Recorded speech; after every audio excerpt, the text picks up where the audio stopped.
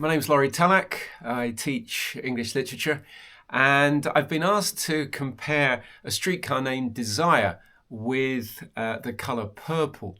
Now, I've taught the colour purple for about 10 years, so I've seen it, I'm pretty conversant with it.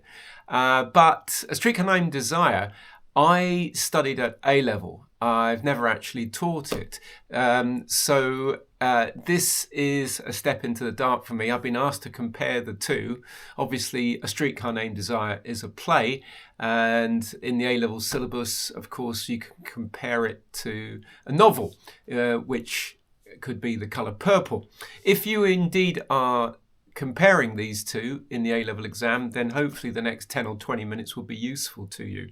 So look, the thing to remember about A Streetcar Named Desire, it was written in 1947, first performed in 1947, and we're looking at a Southern Gothic drama, a tragedy.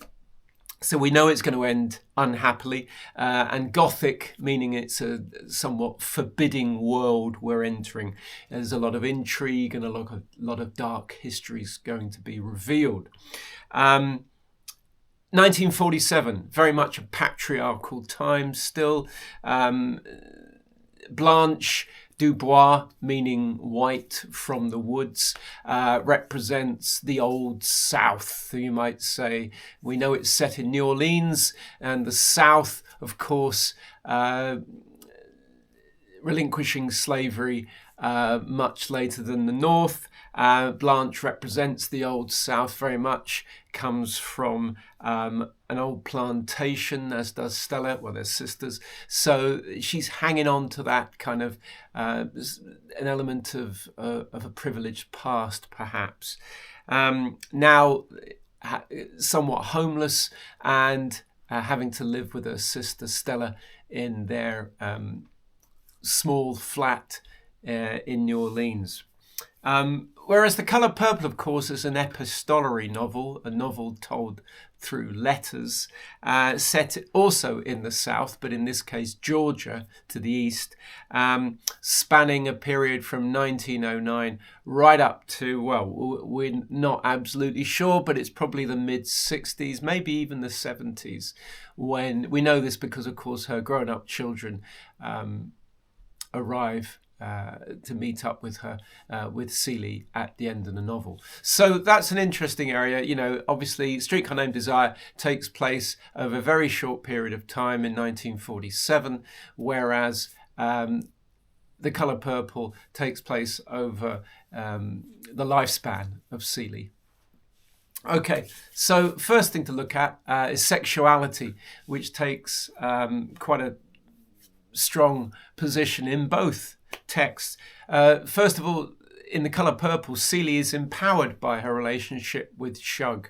You know, there's this initial feeling that she's sinning, and then, of course, due to pantheism, she feels strengthened, you could say, in her relationship, and she sees nothing wrong in this bisexuality. With the Streetcar Named Desire, we have Stanley Kowalski trying to exert power over his rape of Blanche. He feels inadequate, and there's an element of an attempt to assert power, which of course the males do in A Colour Purple. One quote we've got here is that he picks up her inert figure and carries her to the bed in scene 10. And we also have an element of homosexuality being addressed with Blanche's previous husband, Alan, in Streetcar Named Desire, which of course ends tragically in a suicide. He commits suicide. But the difference between that and The Streetcar Named and Colour Purple is that with Celie and Shug, of course, as I say, she feels empowered by this relationship. Bear in mind the book's written in the 1980s, has a far more progressive view of this relationship, and it's in fact celebrated. Blanche, on the sexual note as well, Blanche sort of in The Streetcar Named Desire lost her job as a teacher because of a relationship with a student, it turns out. Blanche seems to be quite promiscuous in her approach to men, and we see numerous relationships or attempted relationships. Promiscuous, once again, is this not a patriarchal view of Blanche, someone who is perhaps trying to use what she has in order to gain some foothold in the world, perhaps. I look at Blanche in a much more, excuse me, sympathetic light, as a woman desperately, trying to hang on to an element of not power so much as an element of influence. I don't know. It's difficult, and that makes it interesting, makes Blanche an interesting character. She's used to an element of privilege for all the wrong reasons, of course, but at the same time, what has she got left? She's aging in a period where women's looks were everything, 1947, and the only bargaining tool she had perhaps was her looks. She has the relationship with Mitch, the attempted relationship, which of course goes wrong when her past is revealed. It's not really her fault, you could say, that she can't move on from her past. Is she trying to hang on to her youth? Okay, let's move on. Gender, it connects quite nicely. Gender. Well, Blanche and Eunice, the next door neighbour in Streetcar Named Desire, and of course Stella, they're all abused by the men in the play, physically abused. It's a means of exerting power in the face of inadequacy, you could say. And that, with the colour purple, of course, we've got the abuse of Celie, we've got the abuse of Nettie. All the female characters are somewhat physically abused by the men, or emotionally abused, and this, of course, might be the legacy of slavery in the colour purple. With Stanley Kowalski, we have a working class of Polish extraction, blue-collar worker.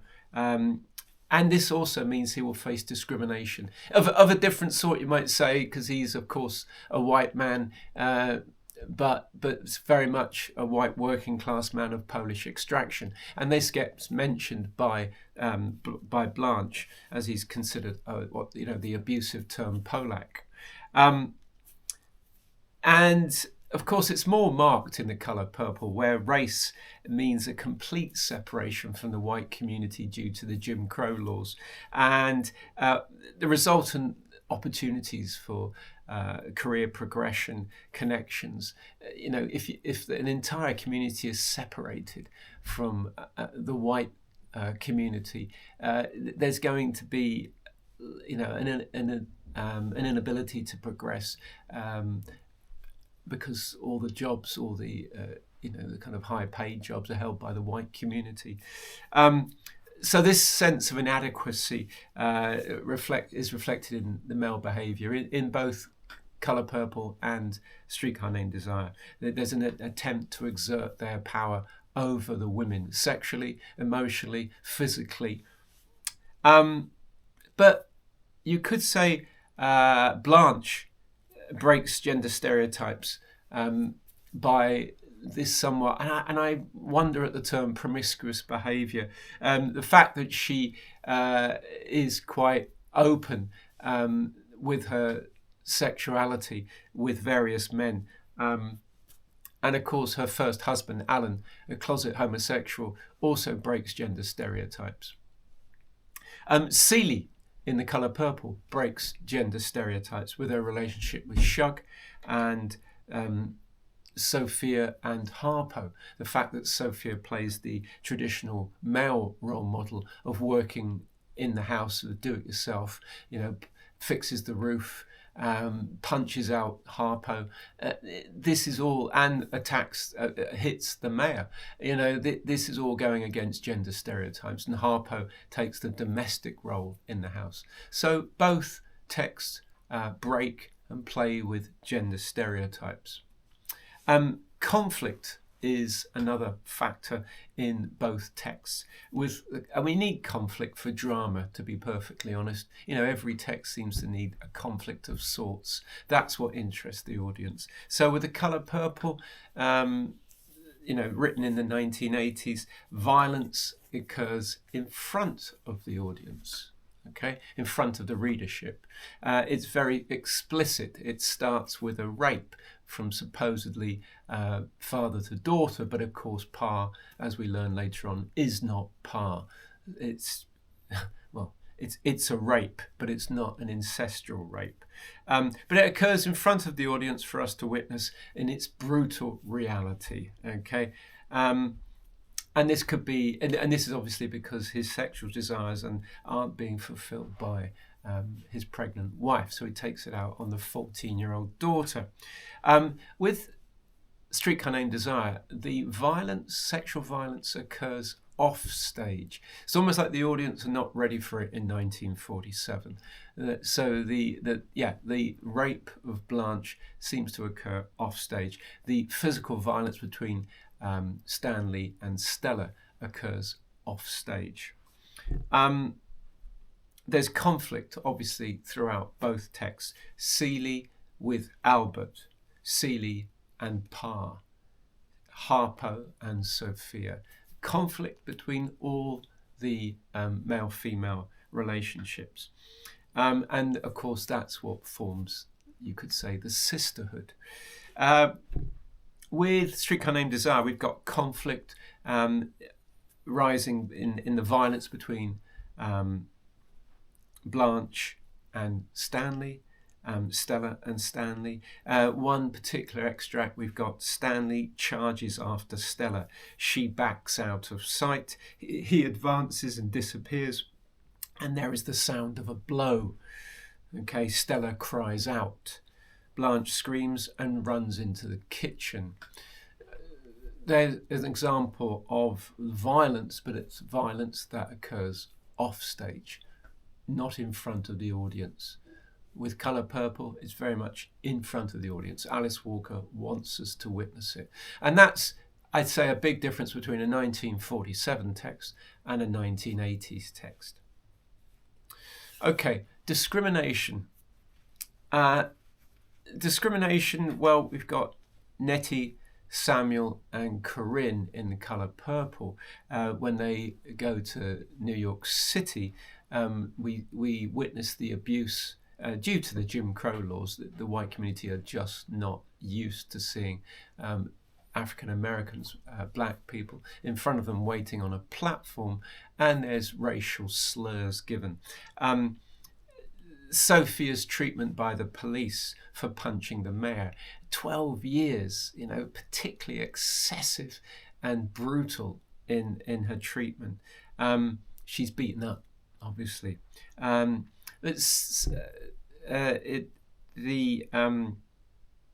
Streetcar Named Desire was set in the deep south of New Orleans, and there's a reference to the Belrave plantation where Stella and Blanche used to live.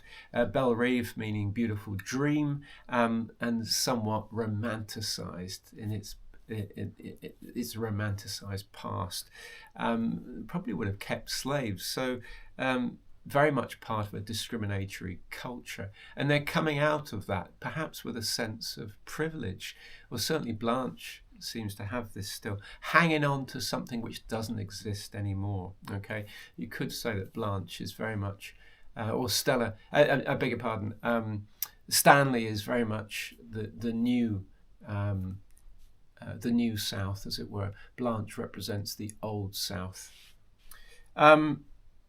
One point, when developing the character, Tennessee Williams frequently, this is from Wikipedia, frequently changed what Stanley's ethnicity would be. Interesting. The story was set initially in Chicago, and it was written as an Italian American. And then in a later draft that was set in Atlanta, the character is an Irish American. And so we get different incarnations of Stanley, but in every case, he is a kind of newly arrived, well, not newly arrived, but comes from a certain heritage. Irish American, Italian, or in this case, Polish. Okay, so just bear that in mind in terms of what Tennessee Williams was aiming at here in terms of the character and how he would have been discriminated for his sort of migrant status. Finally, the point worth talking about is the American dream and how it features. Stanley Kowalski hangs on to the American dream, the chance to make yourself, to make it big in America, that everyone has the freedom to make it big, supposedly. And of course, that's an interesting one with Alice Walker's Colour Purple, and that it really is, it does exist, and it saves Celie and Shug. Celie inherits her father's house, and then goes on to create Folks Pants Unlimited with Shug, and that becomes a business success. So the American dream is well and truly existing in The Colour Purple, which, for all its criticism of America, is quite interesting. It's like, well, okay, but there's much to criticize about the Deep South and Celie's upbringing, but at the same time, there is a great chance for there's an amazing chance for an improvement and for self-actuation. So it saves Celie and Shug in some ways, but it's really a pipe dream for Stanley Kowalski and of course Blanche Dubois. This sense that her past is going to enable her to enjoy a sense of privilege nowadays. And that's worth mentioning, the fantasy world of Blanche. She lives in a fantasy world about her family's past, but there's nothing left. The house has been put up for mortgage. She's effectively homeless. But she holds on to the dream of fantasy, Shep Huntley being this millionaire, and also her trying to attract Mitch, which fails. Do we really see anything happening with Shep Huntley? Probably not. But there we have the American dream again, the chance of her perhaps marrying into money. And this is perhaps the tragic hamartia of Blanche, that this belief in her knight in shining armour coming along, and it's desperate. Personally, I think Blanche Dubois is a really interesting, tragic character.